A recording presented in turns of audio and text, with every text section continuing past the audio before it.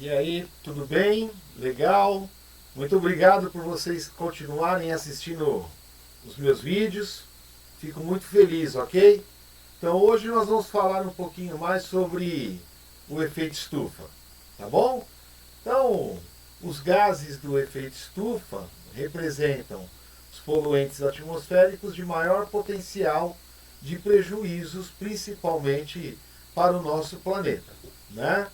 Então, os principais gases que contribuem para o aumento do efeito estufa e suas respectivas fontes antropogênicas são os seguintes: o gás carbônico, que é um dos maiores, né, responsáveis, que é gerado a partir de queima de combustível fóssil, carvão mineral, petróleo, gás natural e outros.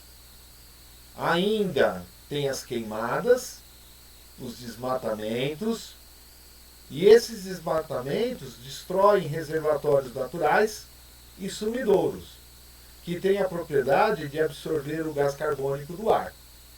Outro elemento é o metano, componente primário do gás natural, produzido por bactérias no aparelho digestivo, principalmente dos bovinos, né?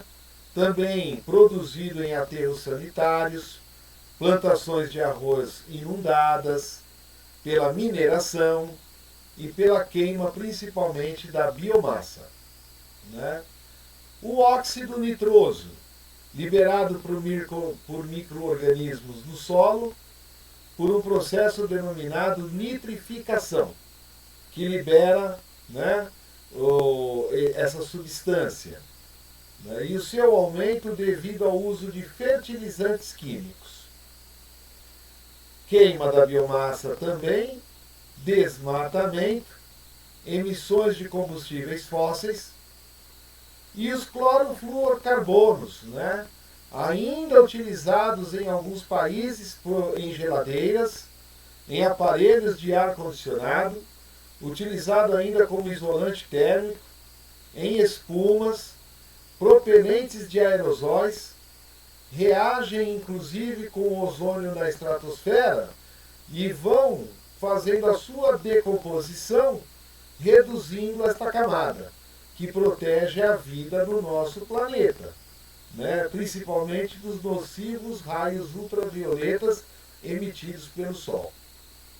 Vapor d'água, presente na atmosfera, absorve parte da radiação emanada pela Terra, né? Um dos maiores contribuintes para o aquecimento natural do globo terrestre. A ação humana pode sim ser um dos fatores que contribuem para a mudança do clima geral do planeta. É verdade. O gás carbônico é incolor e inodoro, presente na atmosfera e participa ativamente do fenômeno denominado efeito estufa.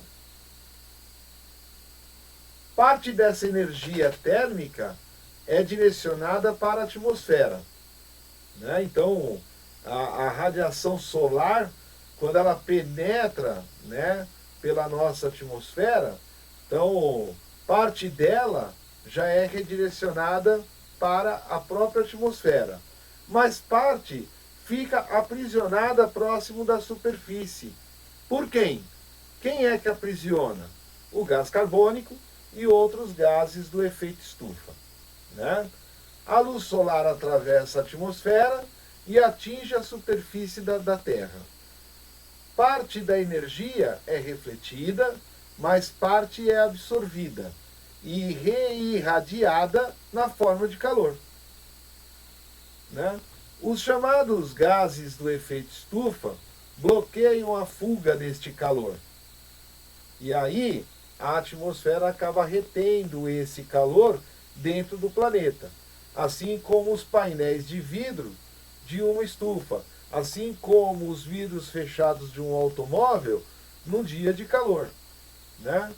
Então, de certa forma, o efeito estufa sustenta a vida no planeta, porque a temperatura média da Terra seria muito menor sem a sua manta de gases de efeito protegendo o nosso planeta.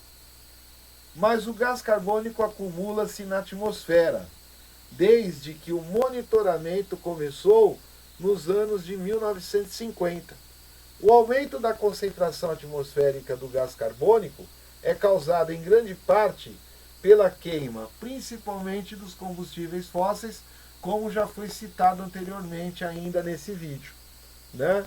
O desmatamento tropical também é um fenômeno, né, natural ou não, que contribui também, né, para este evento.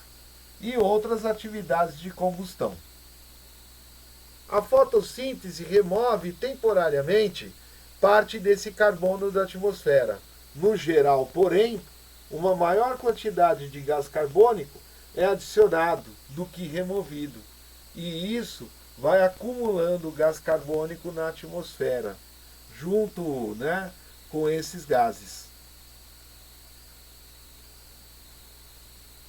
É importante também destacar para vocês, né, que outros gases do efeito estufa, né, acompanhados por um aumento de temperatura global, analisado no século XX. Né? Então, nos anos que se passaram aí, né, foram feitas as análises. Modelos de computador prevêem que essas tendências continuarão.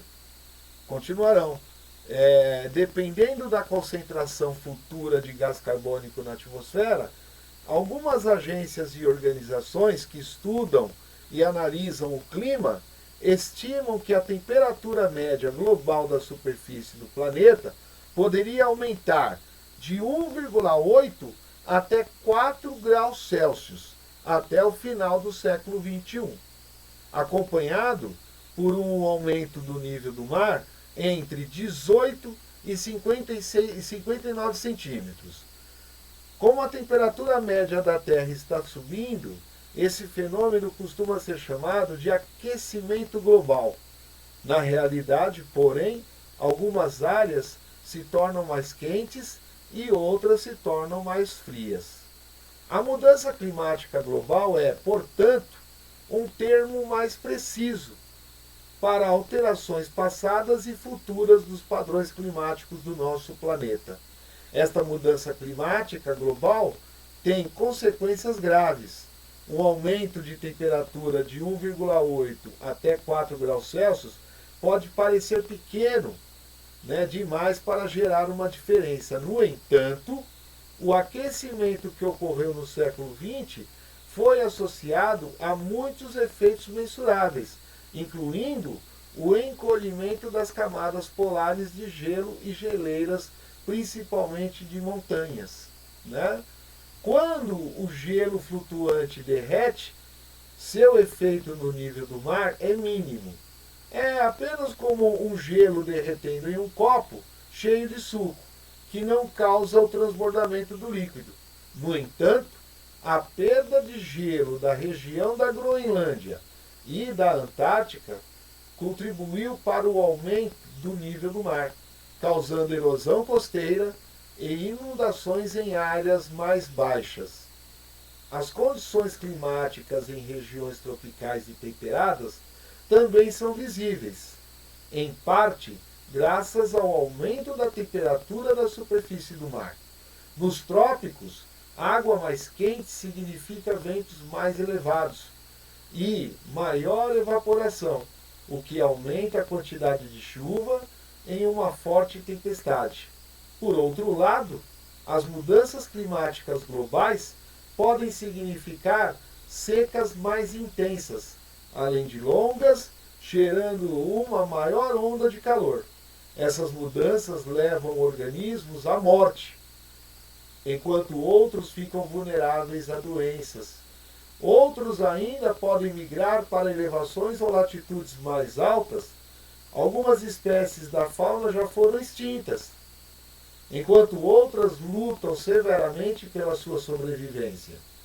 Em alguns locais do planeta, insetos e anfíbios estão se acasalando muito mais cedo do que o habitual. Muitas plantas podem desaparecer devido ao processo migratório de seus polinizadores.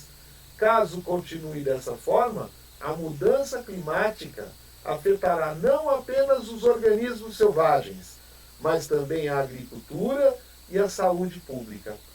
A escassez da água mundial poderá afetar mais de 1 bilhão de pessoas.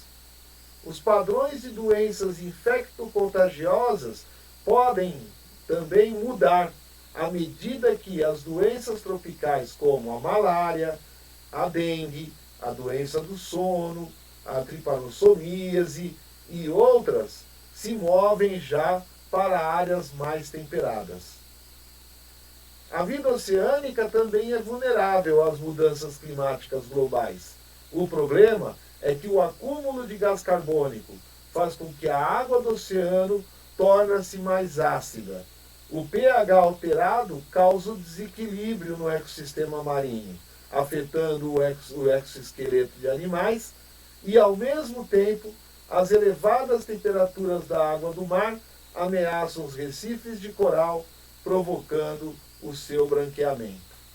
Pessoal, então por hoje é isso, tá legal? Eu sei que foi grande o vídeo, mas eu espero que vocês consigam aí compreender um pouquinho sobre o efeito estufa. Um abraço a todos e até mais. Tchau, tchau. Até logo, viu? Até mais.